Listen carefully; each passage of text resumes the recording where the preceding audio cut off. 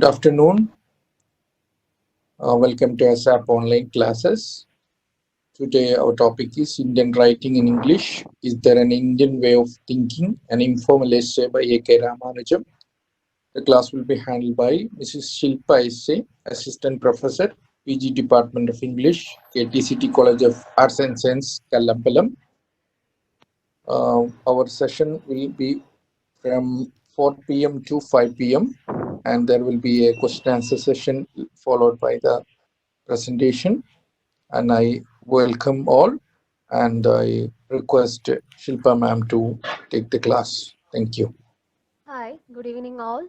Myself Shilpa. Today I am going to deal with the paper Indian Writing in English, which is prescribed for second semester MA English students under Kerala University. So the area I am going to discuss is third module of this paper, that is prose and fiction, and the only detailed text for study in this module is there an Indian way of thinking by A.K. Raman, an informal essay. So I am not going to give a detailed description regarding this essay, but I am planning to give an overall idea regarding the 6 sections of the essay, and that will help you to attend almost all the questions, including annotation as well as essay. So let's move on to the essay. So before moving on, I hope that all of you know about A.K. Ramanujan.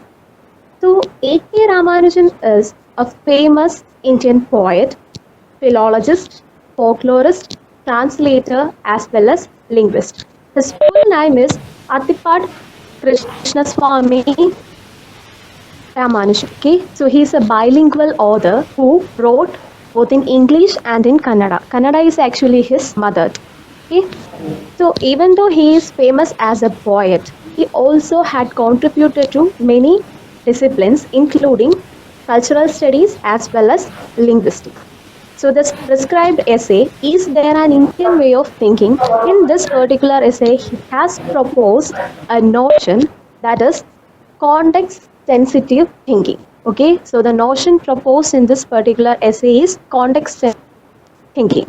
And this context sensitive thinking is based in complex sensational understandings of identity, which is different from that of the Western way of thought and their acceptance of universal concepts and understanding.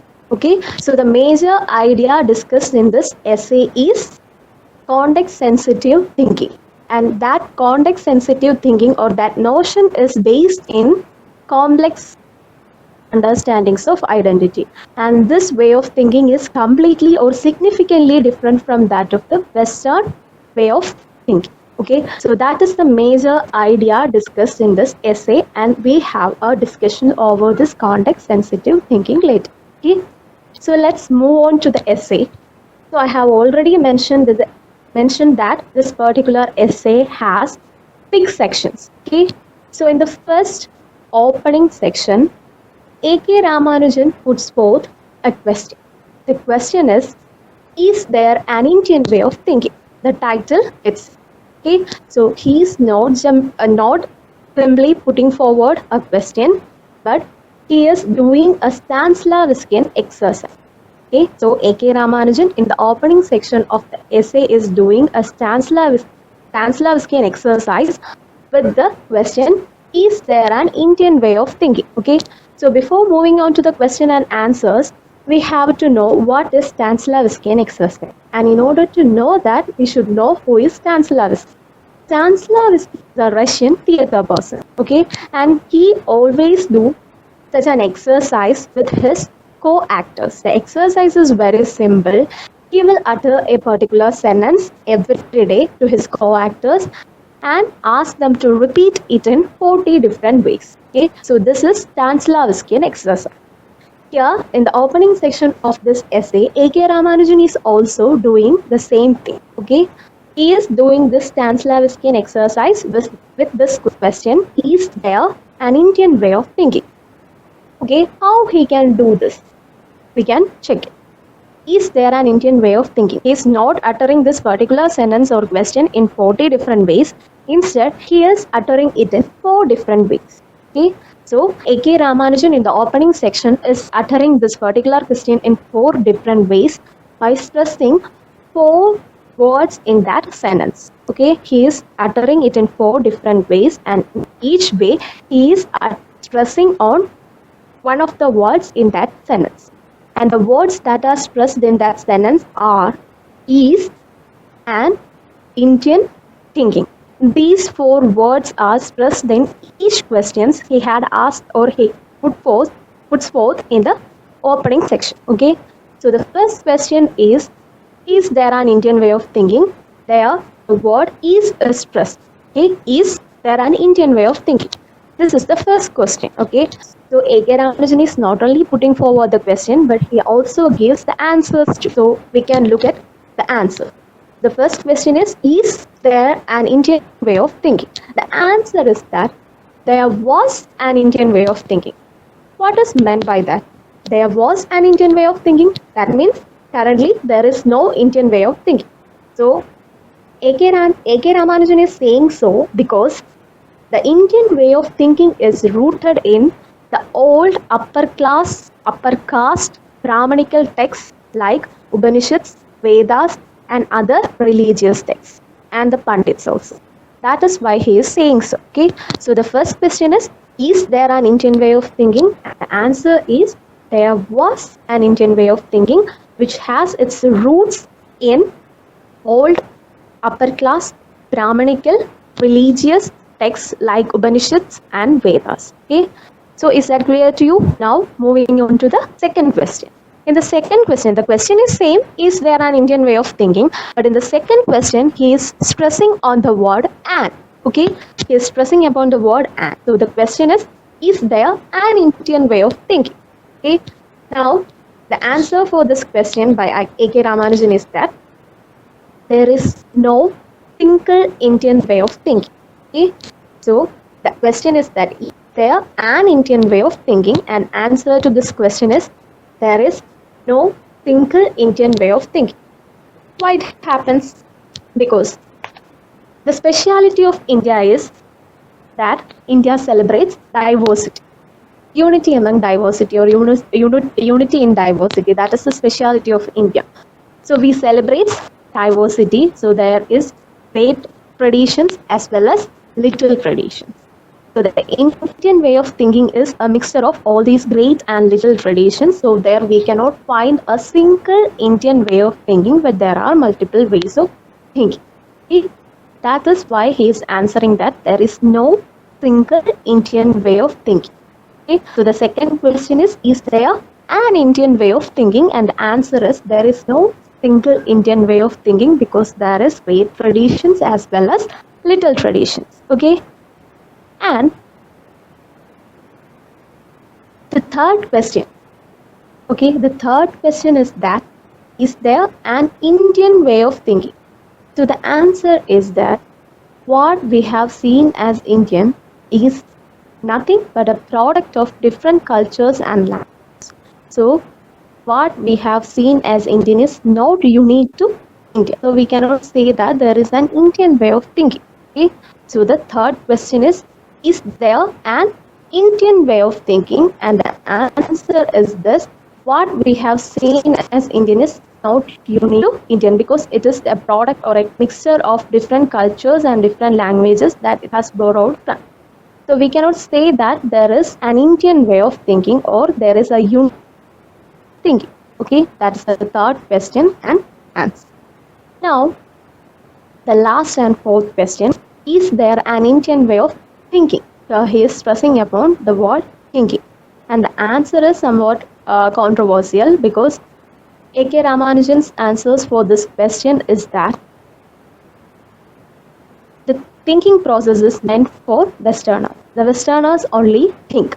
He is saying so because the Westerners are considered as materialistic as well as rationalized. But in India, the logic is rationalized with a religion as well as superstitions. Okay? So what we project in India is the actions, not the thoughts behind that action. That is why he is saying that there is no Indian way of thinking. Okay? Instead, the Westerners think. So these are the 4 questions discussed in the first section. I will once again repeat it. So A.K. Ramanujan in the opening section is asking 4 questions. The question is same, but the answers are different since he stresses different words in this question. Okay, so the first question is there an Indian way of thinking? And the answer is there was an Indian way of thinking which was rooted in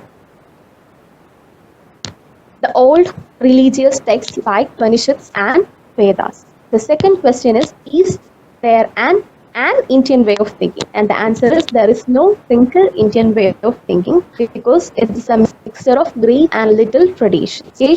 And the third question is there an Indian way of thinking? And the answer is this: what we seen as Indian is not unique to India, but it is a mixture of different cultures and different languages. Okay? And the final question is there an Indian way of thinking? Okay? And the answer to this question is it is only the Westerners think because we Indians project only the action, not the thoughts behind that action. Okay, this is all about the first section. Okay, now let's move on to the second section of the essay. Okay. So, in the second part of the essay, A.K. Ramanujan focusing on the inconsistency in Indian ways of thinking. Okay, so the major idea discussed in the second section of the essay is the inconsistency in Indian ways of thinking. In order to contemplate this inconsistency, he is using the example of his own father. Okay? So, in order to contemplate the inconsistency in Indian ways of thinking, he is using his father as a tool. His father, Arthipat Asuri Krishnaswamy Iyer, is the tool for demonstrating the inconsistency in Indian way of thinking in the second part of this essay. Okay? So his father is not an ordinary man. He was actually a mathematician, an astronomer, and working at Mysore University. At the same time, the man is an astrologer as well as a Sanskrit scholar. So here begins the inconsistency. Okay? Because being consistent means to be strict adherence to either one of the realms, either scientific or religious. His father is both a scientific and a religious man. How this is possible? This is the confusion that aroused in the mind of young A.K. Ramanujan. That is why he is saying that his father is inconsistent in his ways. Okay, so his father is not only inconsistent in his profession, but even in his dressing manners, his religious manners, everything we can see certain inconsistencies, and A.K. Ramanujan is noting these inconsistencies in the second part. Okay, just have a let's have a look at these inconsistencies. So the first inconsistency is that his father, being a Brahmin, wore the dhotis in the traditional manner. The traditional Brahmin manner, he wore the dhotis. But over that dhoti, he wore an English jacket. Okay, so this is the first inconsistency in his father pointed out by A.K. Ramanujan, because there is a mixing up of tradition as well as modernity. Okay, so being a Brahmin, a traditional Brahmin person, he wore the dhotis in the traditional manner, but at the same time he wore an English jacket over it. So according to A.K. Ramanujan's view, this is an inconsistency. Okay. The next inconsistency in his father is that his father wore certain patterned socks and shoes while he went to the university. But he was very careful to remove these socks and shoes while he entered into the inner quarters of house. So this is the second inconsistency. There is also a mixing up of tradition and modernity. Okay, so actually this removing the chappals or shoes and socks is a custom in the Brahmin. It was a custom in India, because we never at that time the people never used chappals or shoes inside the house, and using shoes is a custom that has brought from Westerners. So there is a mixing up of Western tradition as well as Indian tradition. This is again an inconsistency in his father according to A.K. Ramanujan. Okay, so the third inconsistency in A.K. Ramanujan's father is that he is an astronomer, a mathematician, as well as an astrologer and Sanskrit scholar. Okay, so A.K. Ramanujan is asking, how is it possible to handle two different realms with the same passion?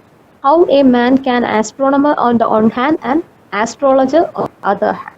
This is the major inconsistency he found out his father. Okay, so the next inconsistency is this: his father had visitors from America and England. Those visitors were mathematicians and astronomers. But at the same time, local pundits and astrologers also had visited his father. So how can he handle these different kinds of people together? How can he handle friendship with all these people? This is also a doubt aroused by A.K. Ramanujan. Okay.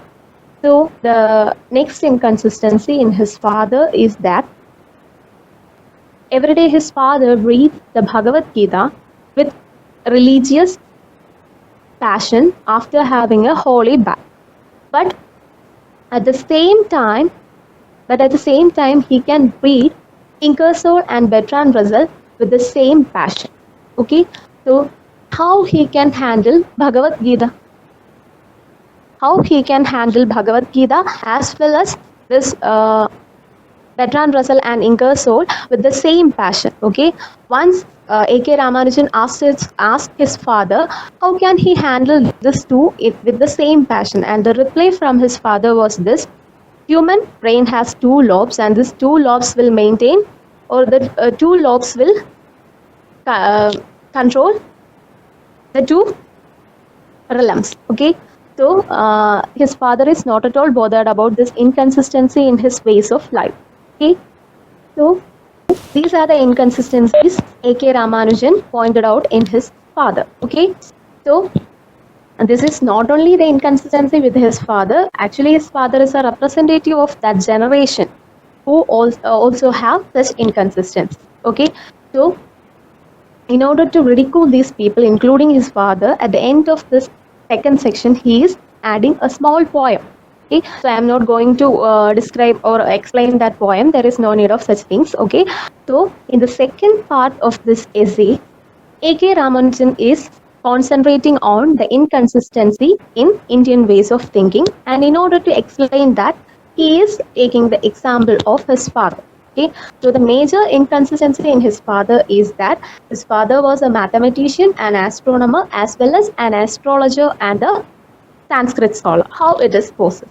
Okay, so that is the first instance of inconsistency in Indian ways of thinking. And you can expect annotation questions from this second section. Okay, now let's moving on to the third section of the essay. So in the third section of the essay also, he is continuing with the discussion about the inconsistency in Indian ways of thinking. But it is not just limited to the shorter context, just like having the example of his father, or not just limited to the example of his father, but instead of that, he is discussing it in a larger context. Okay, so in the third section also, he had a discussion on this inconsistency in Indian ways of thinking.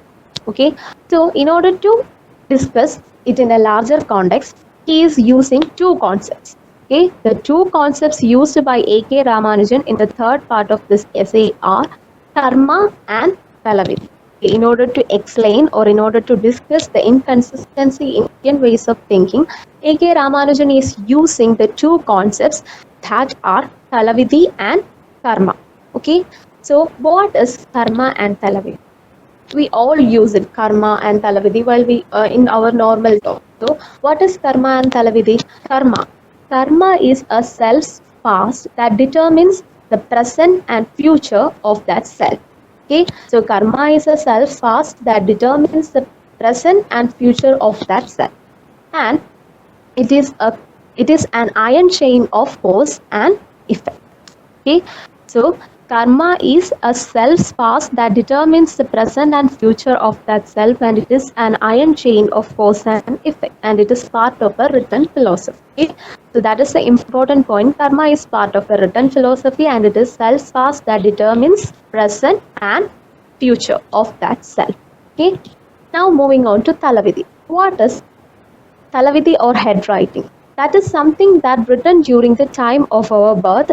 Okay, and that is something that written over our head during the time of birth, and it focuses on the destiny of a person. Okay, it focuses on the destiny of a person. So, and it is part of oral tradition. So karma and talavidhi are two different things. Okay, one is part of a written philosophy and other is part of a oral tradition, of an oral tradition. So the inconsistency is that in certain part of India or in certain part of South India, this karma and talavidhi is used instead of one another. Okay, people mistook karma for talavidhi and talavidhi for karma. A.K. Ramanujan is pointing out that in certain areas of South India, especially in Tamil Nadu, the people mistook karma for talavidhi and talavidhi for karma, because when parents calls their children for having committed mistakes, they say that is my karma or you are my karma, you are my talavidhi. They mistook the karma for talavidhi and talavidhi for karma, and the theorist explains that this is because of the fact that they are unaware of the original meaning of these two concepts. They really didn't know what is karma and what is talavidhi. That is the reason behind this illogical usage of karma and talavidhi instead of one another. Okay, so in the third section, when the third section opens, A.K. Ramanujan used karma and talavidhi to explain the inconsistency in Indian ways of thinking. Okay, so these two concepts are different from each other, but people use it for one another.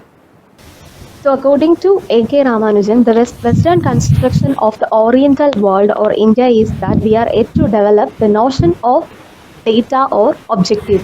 Okay, so according to the Westerners or the Western philosophers, the reason for the inconsistency in our ways of thinking is the lack of data or objective facts. Okay, and again, according to Sudhir Thakur, a theorist on Orientalism, he says that the Oriental world in the Oriental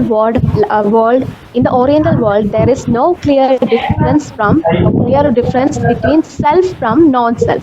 Okay, so in the Oriental world, there is no clear difference of self from non-self, and it brings about inconsistency. Okay, so the different reasons for this inconsistency. One is we are yet to develop a notion of data or objective. So the lack of this data or objective fact is the reason for inconsistency. And according to Sudhir Thakur, it is that in the Oriental world, especially in India, there is no clear difference of self from non-self, and it also brings about inconsistency. Again, according to Kissinger, the Indians or the Oriental world is not influenced by Newtonian philosophy. Okay, that is the reason for the inconsistency in their ways of thinking. So what is Newtonian philosophy? According to Newtonian philosophy, the world or universe is governed by rational thoughts and understanding.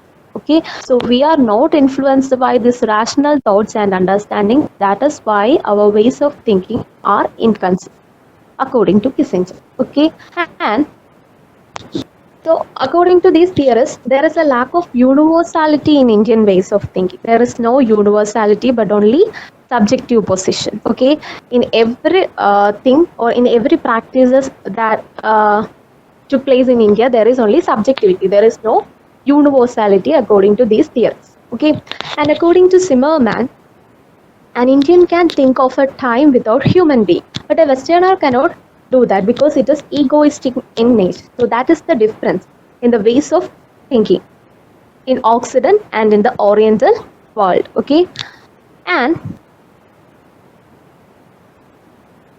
so there is a lack of universality. I have already mentioned in Indian ways of thinking there is a lack of universality.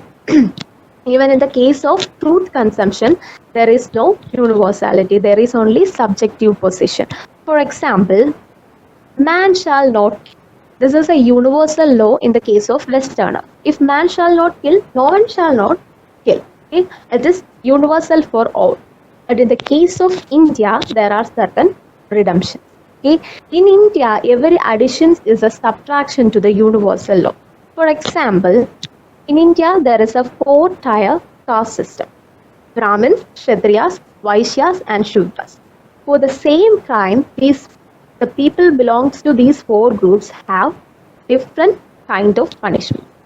For instance, if a man from Brahmin caste commit a crime, he can be released from the punishment by paying a smaller amount of money or without paying anything.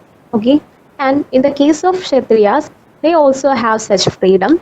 They can be released from the punishment by paying an amount much more than the Brahmin. Okay, similar is the case of Vaishyas. Okay. They can also be released by paying an amount much more than the Brahmins and Kshatriyas.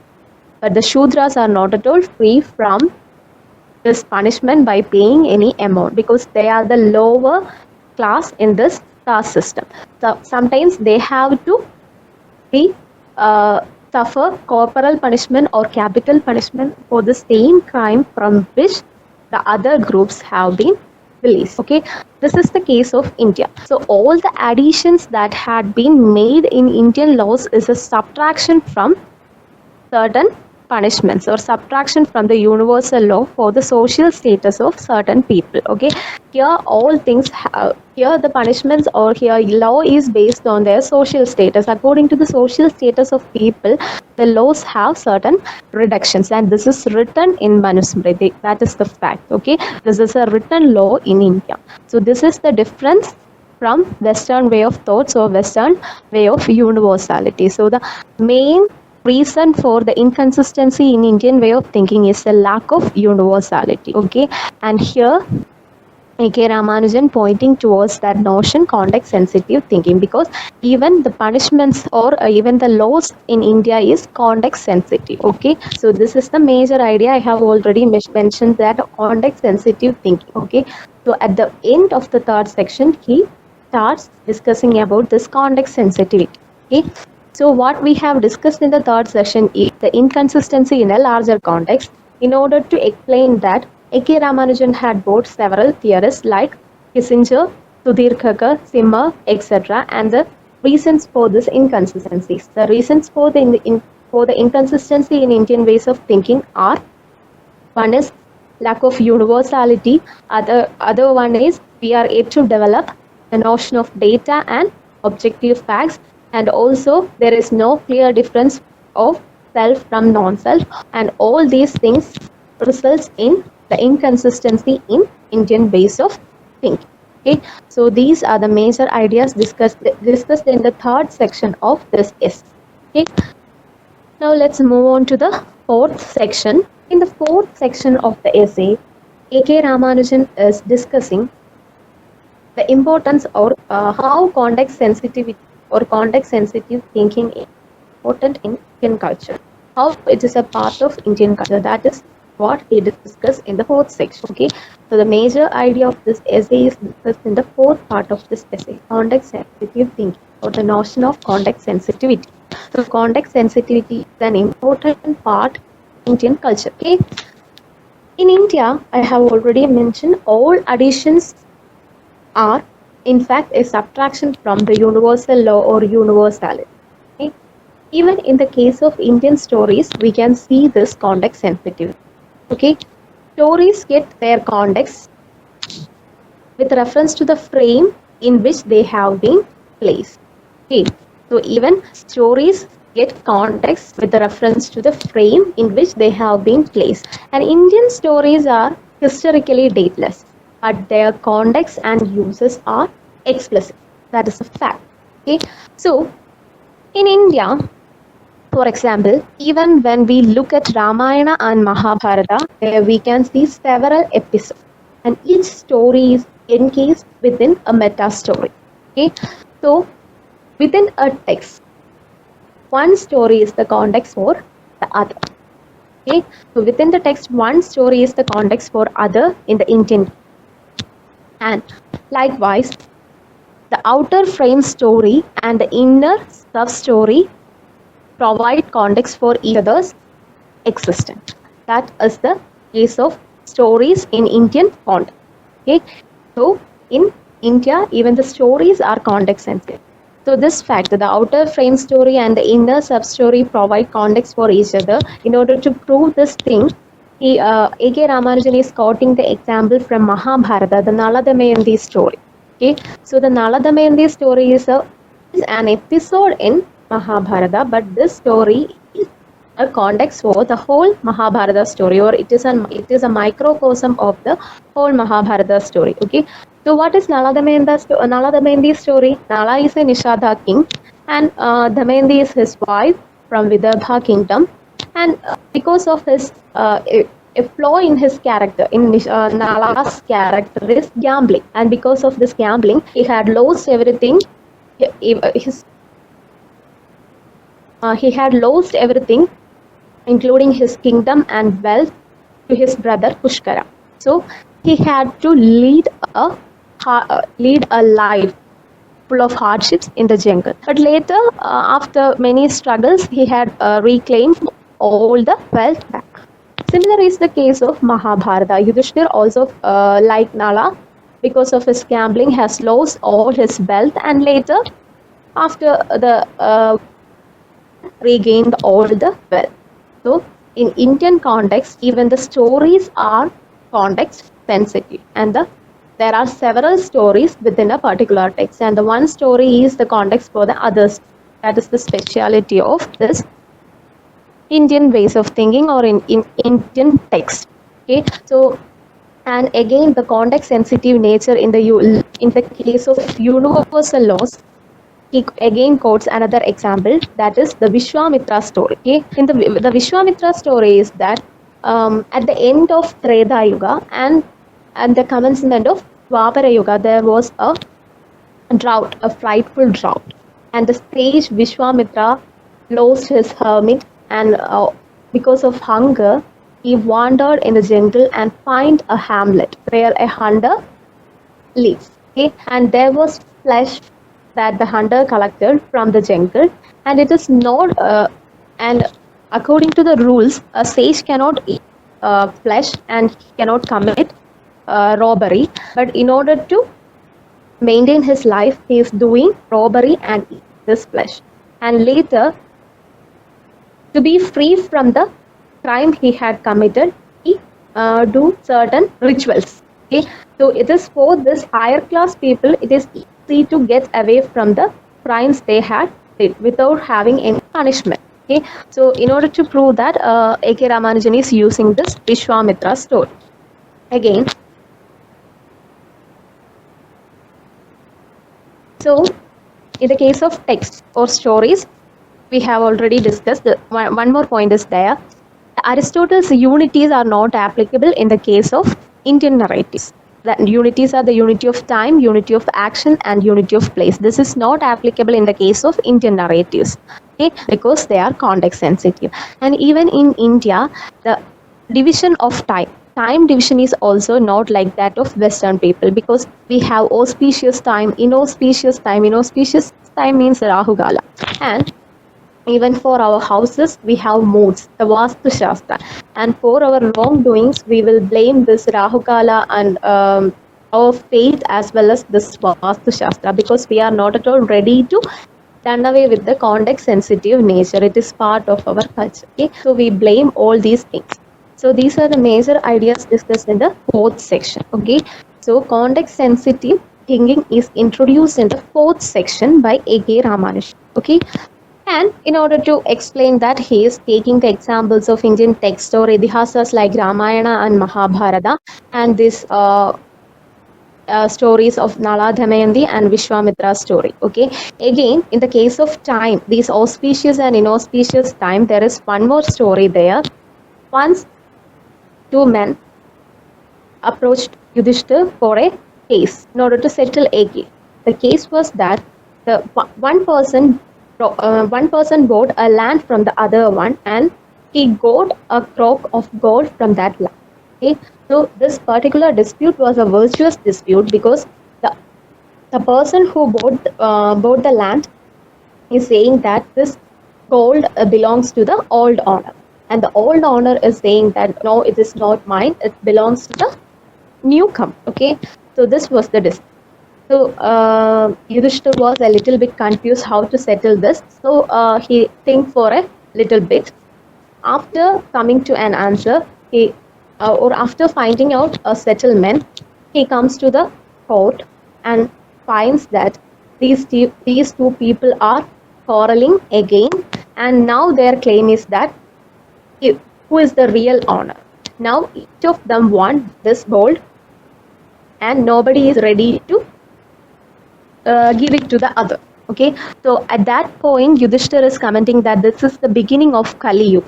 Okay, so with a fraction of second in India, yugas can be changed, the time can be changed. That is the case of Indian ways of thinking. Okay, so this is context sensitivity in Indian ways of thinking.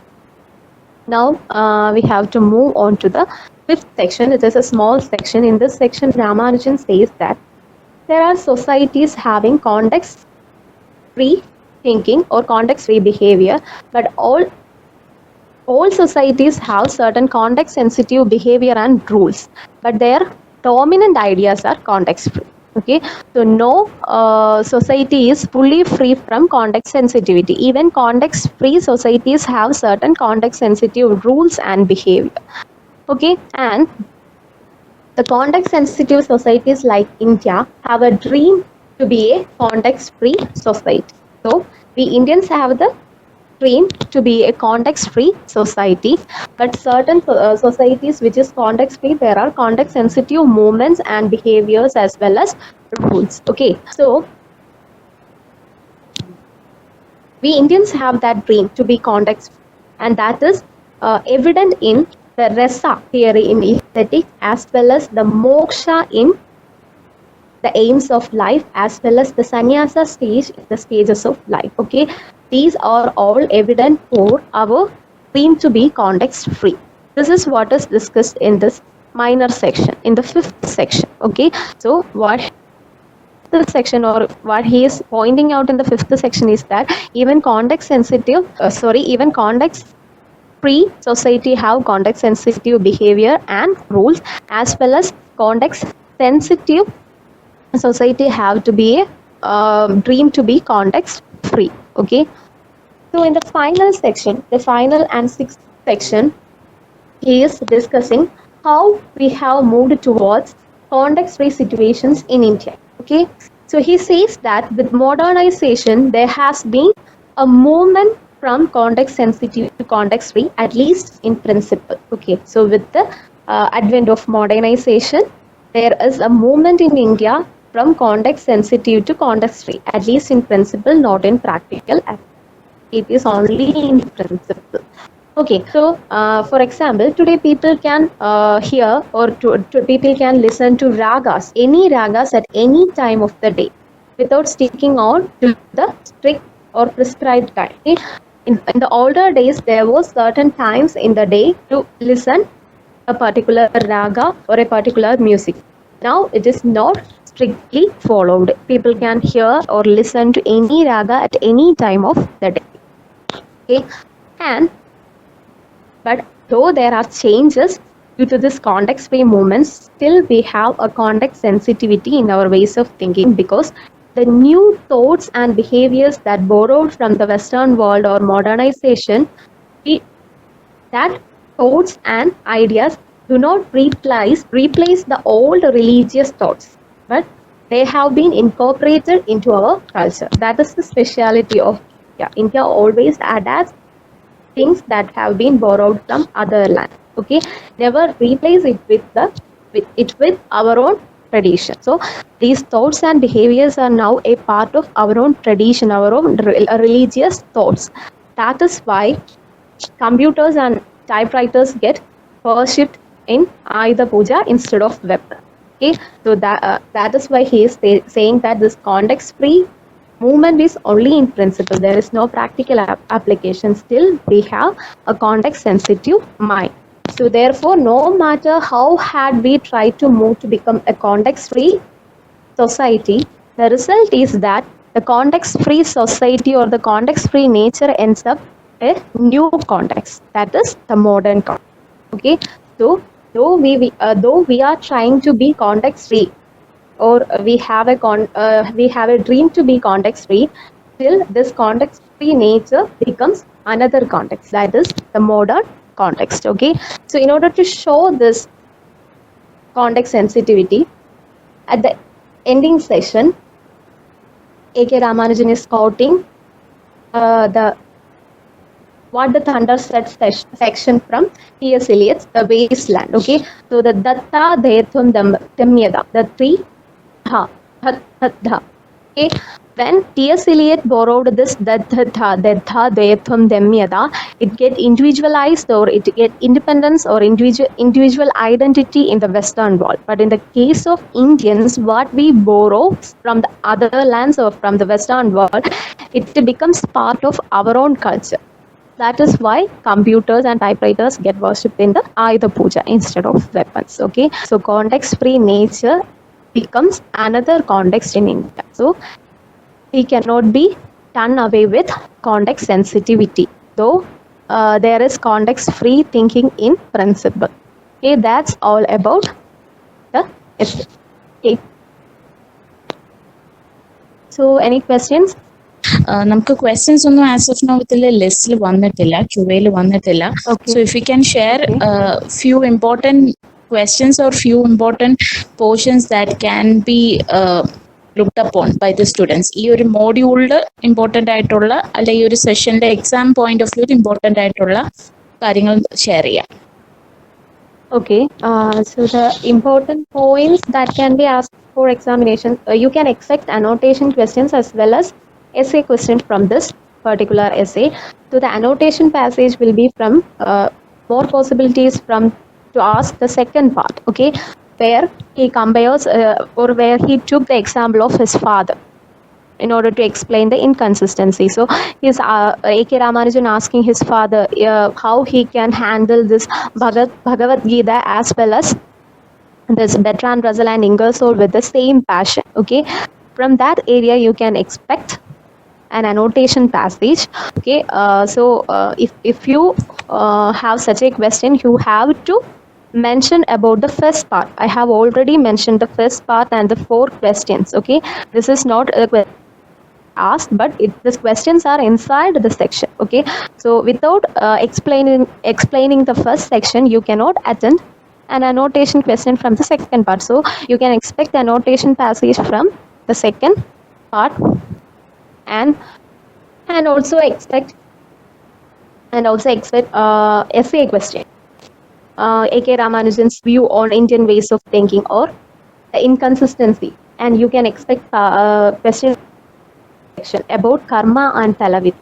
You can expect short questions as well as short essays on karma and Talavidhi. So karma is a self-past that determines present and future, and Talavidhi or head writing is something that focuses on a person's destiny. Okay, so there is a difference between karma and Talavidhi. So how people mistook this, and what is the concept of karma and Talavidhi? These questions can be expected from this part as short questions as well as short essay. And in the case of essays, A.K. Ramanujan's view on the inconsistency or the context sensitive nature of Indian way of thinking, that can be expected as essay questions.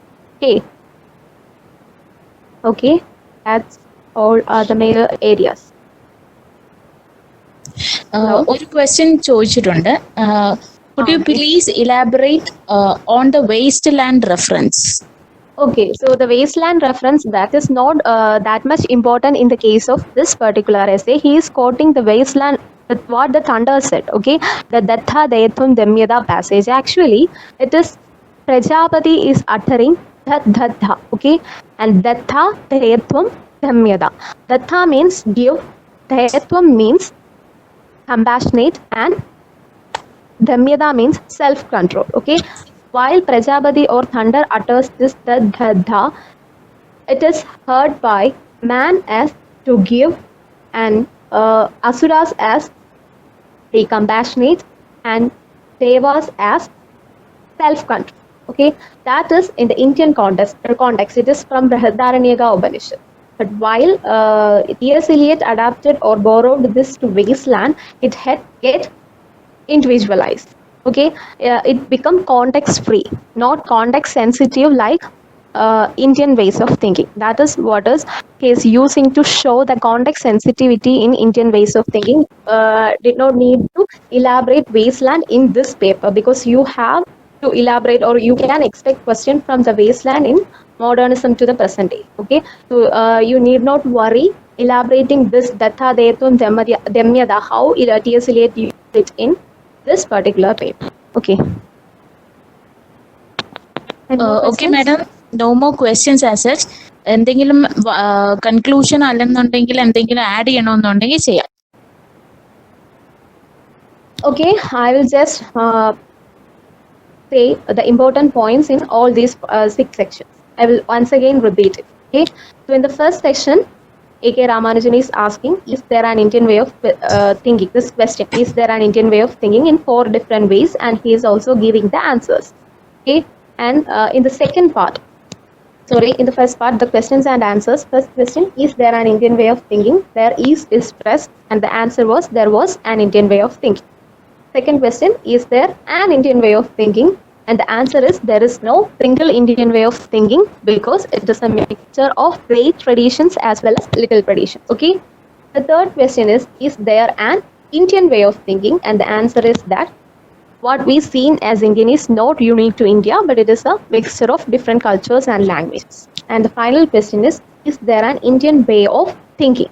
And the answer is, the thought process is meant for Westerners because in India, we only project action, not the thoughts behind. This is the first section. In the second section, A.K. Ramanujan is discussing about the inconsistency in the Indian ways of thinking. In order to contemplate this, he is using the example of his father. His father is an astronomer, mathematician, as well as an astrologer and Sanskrit scholar. This is the main inconsistency in him. And there is inconsistencies in his ways of dressing, his ways of practices also. Okay, this is the major idea discussed in it. And in the third section, A.K. Ramanujan is discussing the same idea, inconsistency, in a larger context. And in order to discuss it in a larger context, he is using 2 concepts, karma and talavidi. And karma and talavidi are 2 totally important, totally different things. One is part of a written tradition and one is part of oral tradition. But people mistook this because of the logical inconsistency prevalent in India. Okay. This is what is discussed in third section, and in order to prove this thing, he has brought theories of different philosophers or theorists, including Kissinger, Sudhir Thakur, Simmer, etc. Okay, and the context-sensitive thinking is also introduced at the end of this part, and the lack of universality also. Okay, and in the fourth part, he is explaining the context-sensitive nature of India, even, and he also discusses the context-sensitive nature of Indian stories, especially Mahabharata and Ramayana, and also the outer frame story, how and inner frame story relation, how it becomes context for each other. And also the time division is also discussed here, the auspicious and inauspicious time, and the Vastu Shastra, and how Indians blame all these things for their wrongdoings. And they are not at all ready to be done away with context sensitivity. These are all the things discussed in the fourth section. And in the fifth section, about how a context sensitive society have the context free, have the dream to be context, and the context free society also have certain context sensitive behaviors and ideas. And the Indians context sensitive or context free dream is evident in Rasa theory in aesthetics, moksha in the aims of life, and sannyasa at the end of. Okay, this is what is discussed in the, and in the final section, he is saying that whatever we have done away to be context free, there is only principles regarding context free. There is no complete freedom from context sensitive nature in India. But there are certain freedom, that is why people can listen any raga at any time of the day without sticking on to the prescribed time. That is a change, but still the thoughts and ideas that we have brought from Western world have become a part or that have been incorporated into our own tradition, that not replaced our tradition or religious thoughts. That's why computers and typewriters get worshipped at Ayuda Puja instead of weapon. Okay, so in India, the context-free nature becomes another context, that is the modern context. Even modernization modernization or modernism is another context in India. Okay, so these are the major points discussed in the 6 sections of this essay. Okay, Madam, thank you. There are questions on Namakilla, so I think we will wind up the session now. Thank you, madam. Thank you for taking the session, and thank you, audience, for participating in the same. Thank you. thank you all.